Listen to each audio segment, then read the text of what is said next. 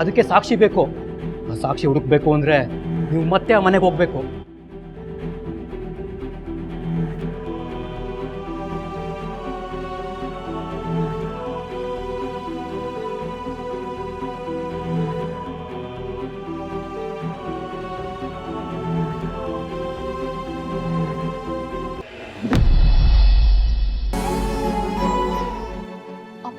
Try ಮಾಡ್ತಾನೆ ಇದ್ದೀನಿ. ಅಕ್ಕನ ನಂಬರ್ ಆಗ್ಲಿಂದ ನಾಟ್ ರೀಚಬಲ್ ಬರ್ತಿದೆ. ಅಯ್ಯೋ ಭಗವಂತ, ಫೋನ್ಗೂ ಸಿಗ್ತಾ ಇಲ್ಲ. ಎಷ್ಟು ನೊಂದ್ಕೊಂಡಿದ್ದಾಳೋ ಏನೋ. ಅದೇ ಬೇಜಾರಲ್ಲಿ ಏನಾದರೂ ಮಾಡ್ಕೊಂಬಿಟ್ರೆ. ಯಜಮಾನ್ರೇ, ನಿಮ್ದು ಭ್ರಮೆ. ಅವಳದು ಸಾಯೋ ಜಾತಕ ಅಲ್ಲ, ಸಾಯಿಸೋ ಜಾತಕ. ಅವಳು ಮಾಡಿರೋ ಘನಂದಾರಿ ಕೆಲಸಕ್ಕೆ ಎಲ್ಲಿ ನಾನು ಬೈತೀನೋ ಅಂತ ಇಲ್ಲೇ ಮನೆ ಸುತ್ತ ಅಲಿತಿರ್ತಾಳೆ. ಅಲಿಲಿ, ಅದೆಷ್ಟೊತ್ತು ಅಲಿತಾಳೋ ಅಂತ ನಾನು ನೋಡ್ತೀನಿ. ಸ್ವಲ್ಪ ಮೆತ್ತಗೆ ಮಾತಾಡೋ ಕೌಸಲ್ಯ. ನೀನು ಹೀಗೆ ಕಣ್ಣು ಬಿಟ್ಟು ಹೆದರಿಸಿದ್ರೆ ಅವಳು ಭಯದಲ್ಲಿ ಏನೋ ಮಾಡ್ತಾಳೆ. ಅವಳಿಗೂ ಒಂದು ಸ್ವಲ್ಪ ಫ್ರೀಡಮ್ ಕೊಡು. ಫ್ರೀಡಮ್ಮ? ನಾನು ಅವಳು ಫ್ರೀಡಮ್ ಕೊಡದೆ ಹಿಡಿದು ಕಟ್ಟ ಹಾಕಿದ್ನ. ಚುಕ್ಕಿನ ಹೇಗೆ ನೋಡ್ಕೊಳ್ತಿದ್ನೋ ಅವಳನ್ನ ಹಾಗೆ ನೋಡ್ಕೊಳ್ತಿದ್ದೆ.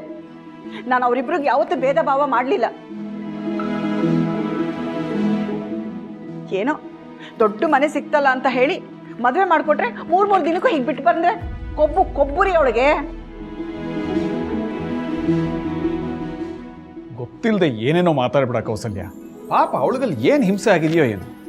ಹಿಂಸೆನಾ? ನಿಮ್ಮ ಮಗಳಿಗ?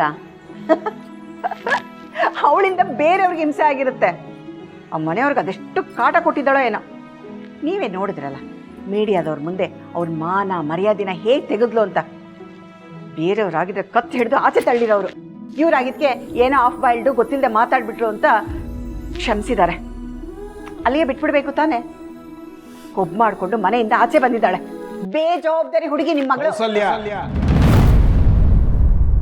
ನನ್ನ ಮಗಳು ನೀನ್ ಅನ್ಕೊಂಡ ಹಾಗೆ ಬೇಜವಾಬ್ದಾರಿ ಹುಡುಗಿ ಅಲ್ಲ. ರಾತ್ರಿ ಅಲ್ಲಿಂದ ಎದ್ದು ಬಂದಿದ್ದಾಳೆ ಅಂದ್ರೆ ಅಲ್ಲಿ ಏನೋ ಆಗಿರುತ್ತೆ. ನಡಿಬಾರದು ನಡೆದಿರುತ್ತೆ. ಅಪ್ಪ ಅಮ್ಮ ಆಗಿ ನಾವು ಅದನ್ನ ಅರ್ಥ ಮಾಡ್ಕೋಬೇಕಾಗಿರೋದು ನಮ್ಮ ಕರ್ತವ್ಯ. ಹೌದಪ್ಪ, ನನಗೂ ಅಕ್ಕನ ಮೇಲೆ ನಂಬಿಕೆ ಇದೆ. ಅವಳು ಕಾರಣ ಇಲ್ಲದೆ ಇಷ್ಟೆಲ್ಲ ಮಾಡಿರಲ್ಲ. ಅವಳು ಬಂದ್ಮೇಲೆ ತಾಳ್ಮೆಯಿಂದ ಮಾತಾಡೋಣ.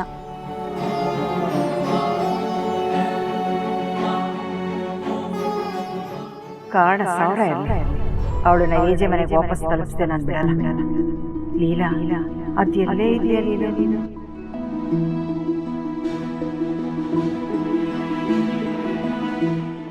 ಅಲ್ಲ ರೀ, ಅಂತ್ರ ಅವ್ರ ಪ್ರಾಣ ತೆಗ್ದವ್ರನ್ನ ಹಿಡ್ಕೊಡ್ಬೇಕು ಅಂತ ನನ್ನ ಪ್ರಾಣ ಬಲಿ ತಗೋ ಅಂತ ಹೇಳ್ತಿದ್ದೀರಾ? ಅದು ಅಲ್ಲದೆ ಅವ್ರ ಕೊಲೆಗಾರ ಅಂತ ನೀವೇ ಹೇಳ್ತೀರಾ, ಮತ್ತೆ ನಾನು ಅಲ್ಲಿ ಹೋಗಿ ನನ್ನ ಪ್ರಾಣ ಕಳ್ಕೊ ಅಂತ ಹೇಳ್ತಿದ್ದೀರಾ?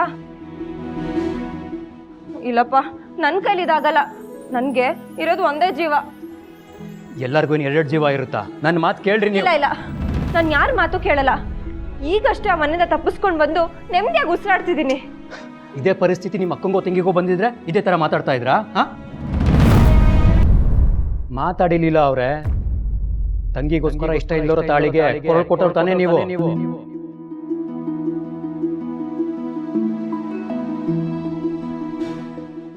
ಯಾಕ್ರಿ ನನ್ನ ಎಮೋಷನಲ್ ಆಗಿ ಲಾಕ್ ಮಾಡ್ತಿದ್ದೀರಾ? ನಿಮಗೆ ಅನ್ಯಾಯ ಆಯಿತು, ತಡ್ಕೊಂಡ್ರಿ. ಇದೇ ಅನ್ಯಾಯ ನಿಮ್ಮ ತಂಗಿಗಾಗಿದ್ರೆ ನೀವು ತಡ್ಕೋತಾ ಇರಲಿಲ್ಲ, ನಂಗೆ ಚೆನ್ನಾಗಿ ಗೊತ್ತು. ಈಗಲೂ ಅಷ್ಟೇ, ನಮ್ಮ ಅಕ್ಕಂಗೆ ಈ ಥರ ಆಗಿದೆ ಅಂತ ಸಹಾಯ ಮಾಡಿಬಿಡಿ. ನಿಮ್ಮ ತಂಗಿಗೆ ಈ ಥರ ಆಗಿದೆ ಅಂದ್ಕೊಂಡು ಸಹಾಯ ಮಾಡಿ.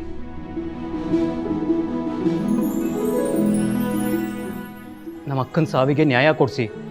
ಬೇಕಾದರೆ ನಿಮಗೆ ಕೈ ಮುಗಿದು ಕೇಳ್ಕೊತೀನಿ.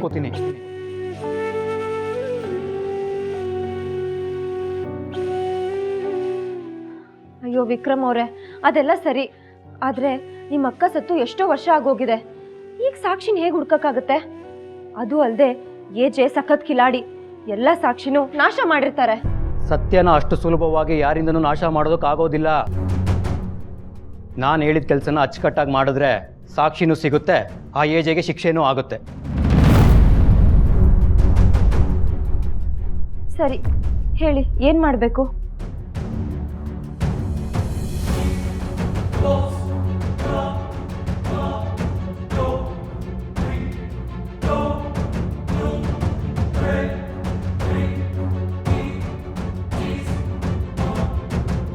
ಈ ಕೆಲಸ ಮಾಡಿದ್ರೆ ಏಜೆ ಮುಖವಾಡನ್ನ ಕಳಿಸ್ಬೋದು. ಕಳಿಸ್ತೀನಿ, ಖಂಡಿತ ಕಳಿಸ್ತೀನಿ. ನನಗೆ ಮೋಸ ಮಾಡಿರೋ ಏಜೆ ಅವ್ರನ್ನ ನಾನು ಸುಮ್ಮನೆ ಬಿಡಲ್ಲ. ಅವ್ರು ಮಾಡಿರೋ ಎಲ್ಲ ಇಲ್ಲಿಗಲ್ ಆ್ಯಕ್ಟಿವಿಟೀಸ್ನ ಆಚೆ ತಂದು ಅವ್ರಿಗೆ ಪಾಠ ಕಲಿಸ್ತೀನಿ. Good, very good. ಬಟ್ ಇನ್ನೊಂದು ವಿಷಯ, ಏಜೆ ತುಂಬ ಶಾರ್ಪ್. ಯಾವುದೇ ಕಾರಣಕ್ಕೂ ಮತ್ತೆ ನೀವು ಯಾವ ಉದ್ದೇಶಕ್ಕೆ ಆ ಮನೆಗೆ ಹೋಗಿದ್ದೀರಾ ಅನ್ನೋ ಸಣ್ಣ ಸುಳಿವು ಕೂಡ ಸಿಗಬಾರ್ದು ಅವನಿಗೆ.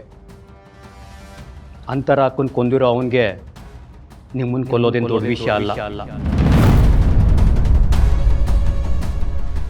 ಅಯ್ಯೋಯ್ಯೋ, ಏನ್ರಿ ಏನೇನೋ ಹೇಳಿ ಹೆದರ್ಸ್ತಿದ್ದೀರಾ?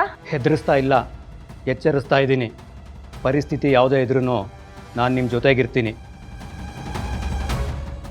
ನೀವು ಧೈರ್ಯವಾಗಿ ಯುದ್ಧಕ್ಕಿಳಿಬೋದು.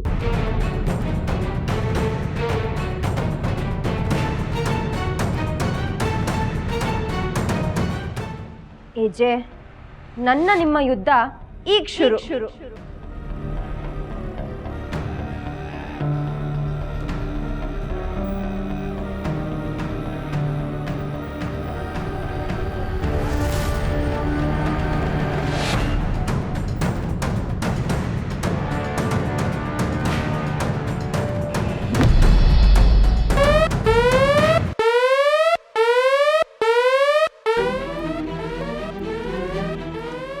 Easy alarm ಹೊಡಿತಿದ್ದಾರೆ.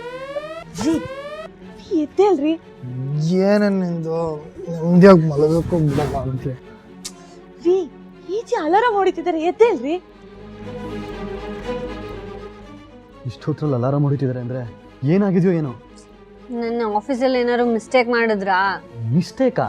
ಹಂಗಂದ್ರೆ ಇದು ನಿಮಗೆ ಓವರ್ ಅನ್ಸ್ಲಿಲ್ಲ? ನಿನ್ನಣೆಗೂ ನಿಜ ಬೇಬಿ, ಮಿಸ್ಟೇಕ್ ಅನ್ನೋ ಪದದ ಅರ್ಥನೇ ಮರ್ತೋಗಿದೆ ನನಗೆ, ಗೊತ್ತಾ? ಮಿಸ್ಟೇಕು ನಾನು ನೀವು ಮಾಡ್ಬೇಕಂತೇನಿಲ್ಲ. ಇವತ್ತು ಆ ಲೀಲಾ ರಿಸೆಪ್ಷನ್ ಅಲ್ಲಿ ಮಾಡಿರೋ ಎಡವಟ್ಗಳಿಗೆ ನಾವು ತಲೆದಂಡ ಕೊಡ್ಬೇಕು ಅನ್ಸುತ್ತೆ. ಅಯ್ಯಯ್ಯೋ,